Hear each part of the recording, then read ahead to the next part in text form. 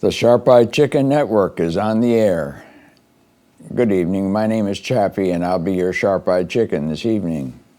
What's that? What's a sharp-eyed chicken? Well, as I previously explained, we chickens do need sharp eyes so we can see those hawks and eagles coming from a long ways off. And there's a story behind that which I will be telling in time. But I want to start out this evening by talking about how, you know, there's an old joke that there are people who believe it's important and necessary to divide people into one or two groups, and people who think it's not advisable or necessary. That's a joke. And the one way of dividing the human race is that the vast majority of humans, perhaps as many as 90%, are prey. A certain small percentage are predators, hawks and eagles. There are also, I would say, possibly 90% are prey and 2 or 3% are predators, and the in-between are what I will come to explain later are what were known originally as dogs in the manger, which is to say they are, and I will talk more about that later, but they are the people who support the predators, the lawyers, the accountants, the investment advisors, whatever.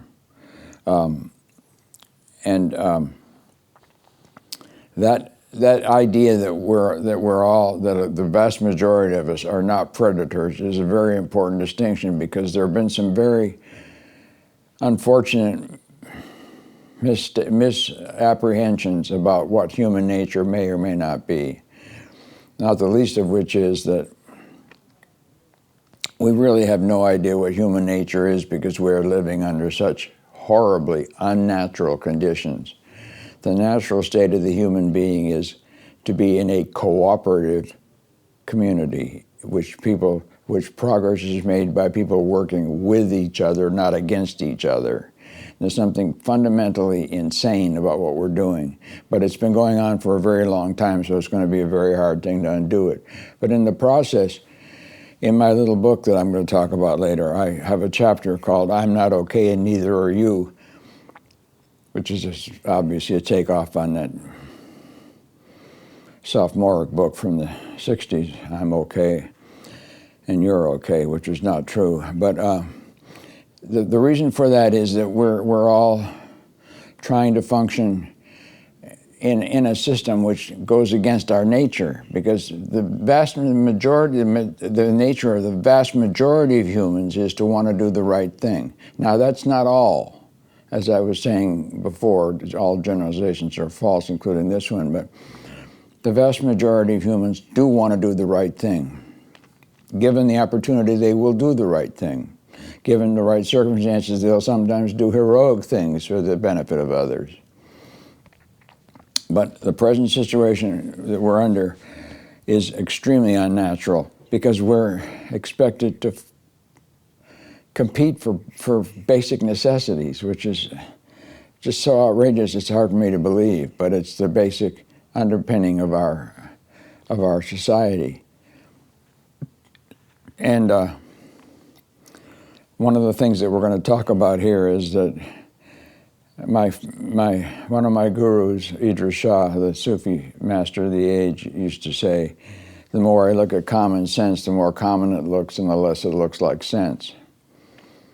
And most of the common understandings about human nature and about what we're doing and what's right and what's wrong are just not correct, in my humble opinion,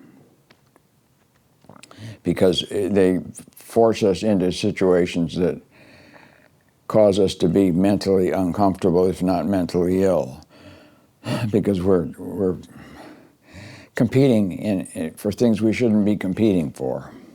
You know, competition's an interesting subject too, by the way. There are two kinds of competition. There's competition which was practiced in the Roman arenas, or that's practiced in the bullfight, where one competitor wins and the other dies. And there's competition which is ongoing, which is like what sports is like. And really, sports, when it's properly managed and properly run, is a competitive cooperation. They have to follow rules. There has to be rules. It can't be conducted without rules and regulations. And in fact, the ideal, as I've often said, there was a time, it's not so much true anymore, but there was a time when the NBA presented the best possible model for cooperative competition, which was they had a commissioner whose rule was law when there were conflicts, otherwise insoluble conflicts. And they had rules and regulations, and they also had revenue sharing, which meant that the teams that had less affluent fan bases were able to compete because the teams that had New York or the big markets had to share their revenue with the teams that didn't have it. Part of the problem we have now is that we have reverted to a situation where capitalism has become almost as predatory as it was when Marx and Engels wrote the Communist Manifesto. But there's no chance of there being a revolution because there are too many people who are invested in their homes and their assets that they've acquired as workers, as privileged workers. And privilege is another subject that we need to talk about because ultimately privilege is the most powerful addiction of all. Privilege is not just something that's a concern with the power elite, although it is a major concern there because they're going to destroy the planet in order to hold on to their privileges. But it's also something that affects everything we do because one of the reasons we're in this competitive environment that we're in where people don't have access to necessities unless they have money is because the only relief to that would be a system in which we provided necessities for everyone on the basis of their need, not on their ability to pay. And the problem with that is that people who have, all of us who have more than we need, all of us who have enough, who have either homes or reasonable rent or whatever, we all have some level of privilege that we're just not willing to give up in order to save the lives of children who are starving in America every day, and that's unconscionable, but it's true. Because you can't get anything passed through Congress, you can't get anything passed that would, and in fact, another throwaway example was the recent pandemic. Not only did the pandemic give us a perfect example of how we could solve the climate crisis because everything was shut down and the water cleared up and the air cleared up and people went home and didn't have to work.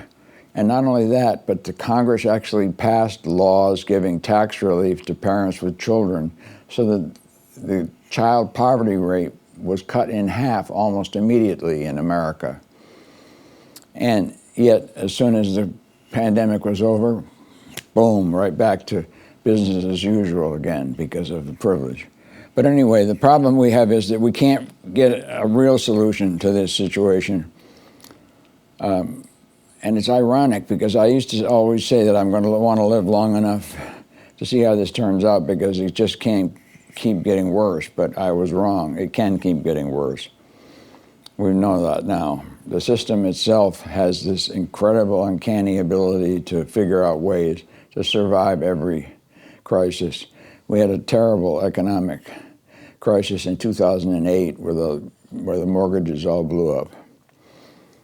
And at that time, I thought, oh, this is it. They're going to finally get it.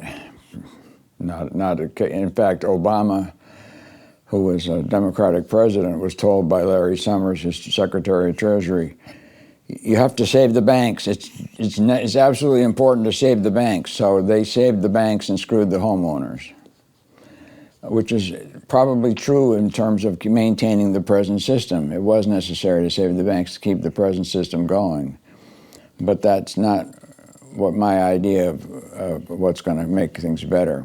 And I've studied a lot about revolutions, and one of the ironic things is that revolution almost can never happen when things are really bad because no one has faith in the ability of the revolution to correct things.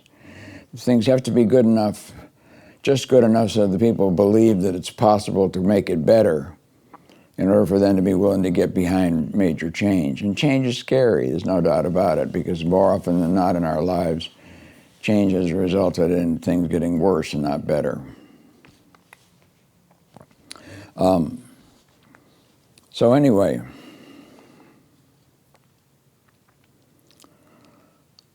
human nature. So the question is, where do each of us stand on this? Are we happy being predator, being prey? Are we happy with the idea that predators get to keep living well at the expense of others? Well, it seems as though, because if you think about it, I want to talk about numbers for a minute here. You know, people throw around numbers like billions and trillions all the time, and I have trouble getting my mind around what that really means. So I did an exercise, and follow me through this. It's a very, very interesting exercise. If you start with the number 1 and 10 and then 100 and then 1,000, you got 3 zeros. Then from 1,000 you go to 10,000, you got another 0, and 100,000 you got another 0. And if you get 1,000, if you get 100 of the 100,000s, you got 1,000,000. So that's yet another 0. Now we got 6 zeros. So you got 10 million, that's a 0.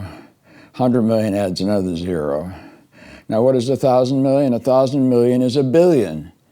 How many zeros is that? I can't even keep track of it at this point. So then you got 1 billion, you got 10 billion, add another 0, you got 100 billion, add another 0, and you got 1,000 billion, that's 1 trillion. My Lord. Do you have any idea how big that number is? And that's our budget in this country, trillions. People throw those numbers around as though they were just words, and they're not words. Because what it really comes down to is there are nearly 3,000 billionaires on the planet right now, 2785 the last count.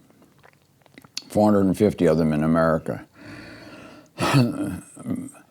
And what's really astonishing to me is that, and I was doing a Sharp-Eyed Chicken Digest on the internet for quite a while, and I had quite a few people reading it, getting an interesting following, until I suggested that the only solution was to start confiscating excess wealth, and then suddenly my number dropped from 40 to 20 or to 10 or 15 or something. People just ran away like crazy. It scares them half to death. Because we've got this outrageous concept of property. And it's theirs, and everybody's afraid if we take money away from billionaires, that they'll take money away from them, which is ridiculous, but it's always there in the background. But what I was suggesting, just as a throwaway suggestion, just as an idea, if you took Musk or Bezos or Gates or any of these guys that are in the hundreds of millions, Zuckerberg, any of them, if you took 90% of their wealth, okay, 90% of 100 billion it leaves them with $10 billion. You think they could get by on $10 billion? And yet that 90 billion we would take away from them would feed every man, woman, and child on the planet for the next 10 years. That's how crazy this system is. It's beyond insane. That we're not willing and all I got to do is suggest confiscating excess wealth and forget about it. Now there was an astonishing book like this thick, I've got it over there in the bookcase, called Capital in the 21st Century by Thomas Piketty, a French economist. And he went to great lengths to explain in great detail about how and why income and wealth inequality have ballooned, have grown enormously in the last 40 years, and which is largely a result of what I call the Reagan devolution, which was the beginning of the change. But anyway, and his solution it's amazing how these economists could come up with these thought experiments that don't make sense in the real world. But his solution was that we need to tax excess wealth. Right. Well, first of all, you can't even find out where the wealth is because they're hiding it in Cayman Islands and all these obscure assets and corporations inside of corporations like Russian dolls or something. But secondly, what we really need is transparency. We need 100% economic transparency. We need to know what everybody has and what they're and where it is. That's the first step, and that's never going to happen. You see, that's what bothers me. The reason I think we're on a path to extinction is that it's hard to imagine any circumstance under which the people who have that kind of privilege are going to let go of it under any circumstances. On the other hand, I keep coming back to my metaphor of the sharp-eyed chickens, because the fact of the matter is that there are a whole lot more of us chickens than there are those hawks and eagles. A whole lot more of us than there are the predators. And what's lacking is organization. What's lacking is someone who has the ability to organize and motivate the people who are on the wrong end of this stick. And I'm 84 years old. I'm not the guy to do it, but it's certainly somebody. We need someone who's capable of because basically, as our friend D. Trump has demonstrated, if you have a message that resonates with people, you can get on the TV and get a lot of followers. So you got to have the right message. His message is largely correct, but his execution is way off. That's the difference. He has no interest, no desire whatsoever to follow through on the things he's promising. He's just using them as a means of getting votes, cynically. But there is a potential in the electronic universe for galvanizing people. And so then I'm going to step next into the next subject. And I jump around a lot, but I hope you're comfortable with the fact that my stream of consciousness is, one thing is generally connected to the previous thing, at least. You know, Marshall McLuhan was one of the most brilliant men of the 20th century. And in his book, The Extensions of Man, he proposed that what we were creating was something he called an electronic exonervous system. At the time, he didn't even know about the internet. He knew about computers, but he was talking about television and radio and telephones and stuff like that. I was too much of a mouthful for me, so I broke it down into the first letters of those words, and I called it the Elexnersy, E-L-E-X-N-E-R-S-Y, Elexnersy. Well, to show you the power of the Elexnersy, Franklin Roosevelt and Adolf Hitler both realized early in their game the power of the radio. Hitler galvanized an otherwise enlightened, semi-decent people called the Germans into a frenzy of hatred against Jews by virtue of this voice coming out of the radio, which is definitely not the same as somebody standing in front of you. This couldn't be more different. On the other hand, Roosevelt had his fireside chats, and he enabled the New Deal and our rescue from the Depression by using the same technique to convince people that he was on their side and that we could fix things. In fact, the New Deal was such a powerful solution that it actually hung around for 50 years or more once it was incorporated. So and the current manifestation of this that's the most frightening is the whole social network thing, because again, by the time you now get to the point where people learn things from their computer, they think it's coming from their own mind because we're part of a collective electronic mind. They have I call it, in fact, you could almost say, going back to my analogy of Roosevelt and Hitler. There are two kinds of experience in this situation. One is I call it primary experiences, which is primary experiences of what you and I would have if we were in the same room talking back and forth. Secondary experience is what you're getting of me and my voice and my picture right now. And that's not real experience. You really aren't experiencing me. You're experiencing an image of me. And my voice is my voice. There's no doubt about that. It's not artificial intelligence, and we're not creating it artificially. But it's just not the same. And it creates a kind of a change. And what McLuhan said was, when the technology changes, and he cited examples when writing was developed, changed human consciousness. And in fact, Aristotle and Plato and some of the Greek philosophers were really very worried about the fact that writing was going to destroy memory. People wouldn't need to remember things anymore if they could be written down. And then not a whole lot later, Gutenberg came along and created a press. And they no longer had to create written copies of manuscripts at great expense and great difficulty. You could print up books, boom, boom, boom. And as McLuhan said, that changed everything completely again.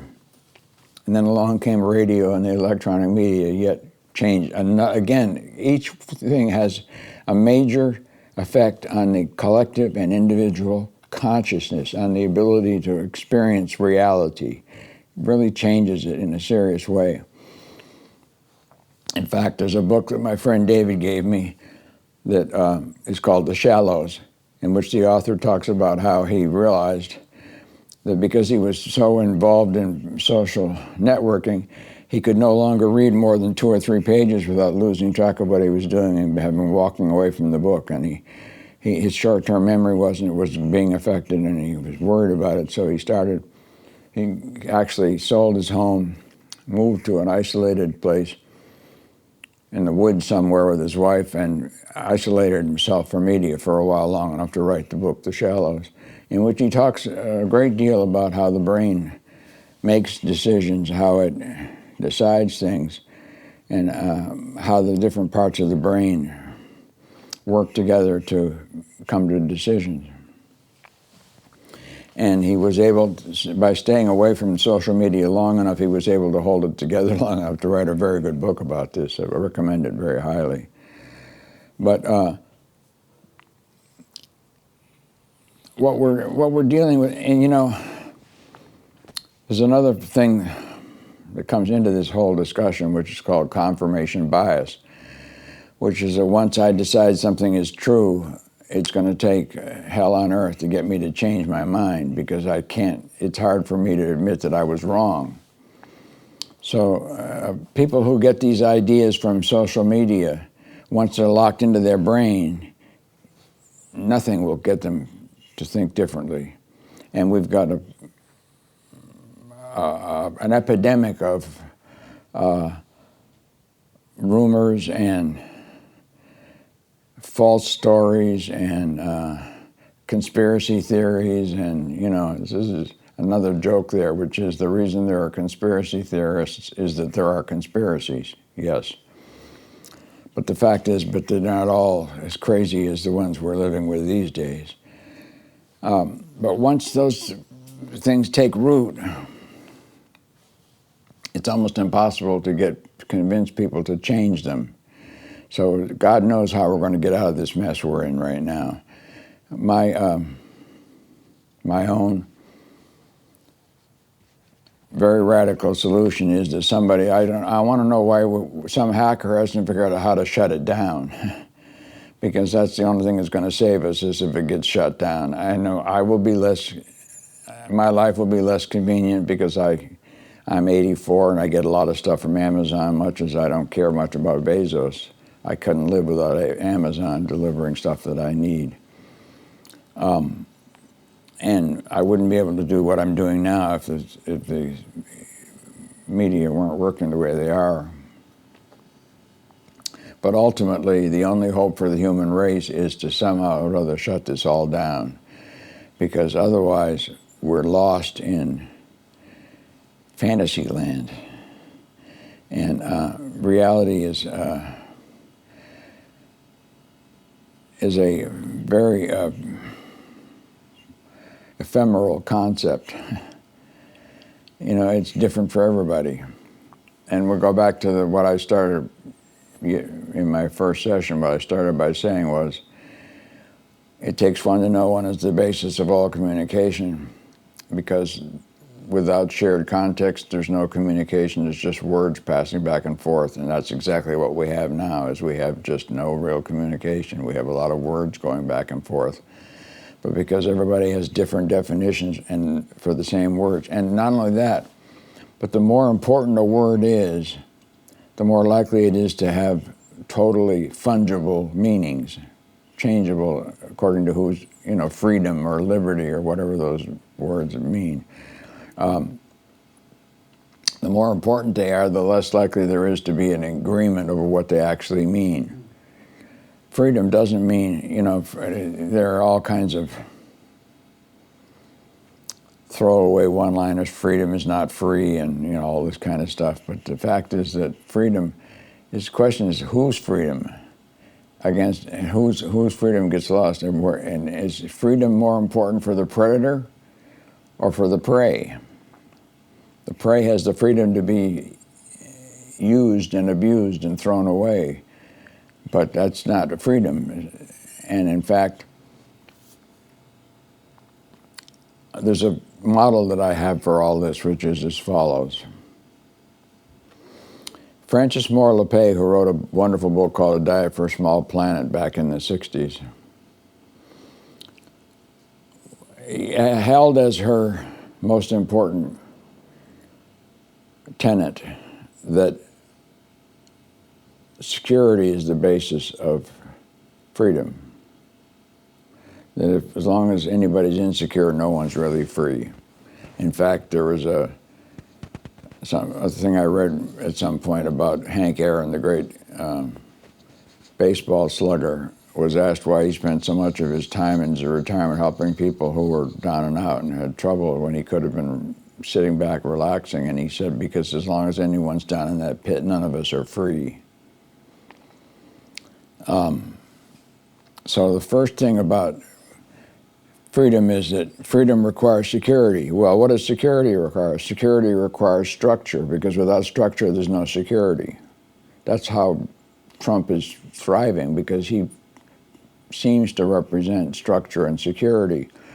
A scary kind, autocratic, but still, people can. In fact, just reading today in the Times about the president of El Salvador, who just been reelected by 95%.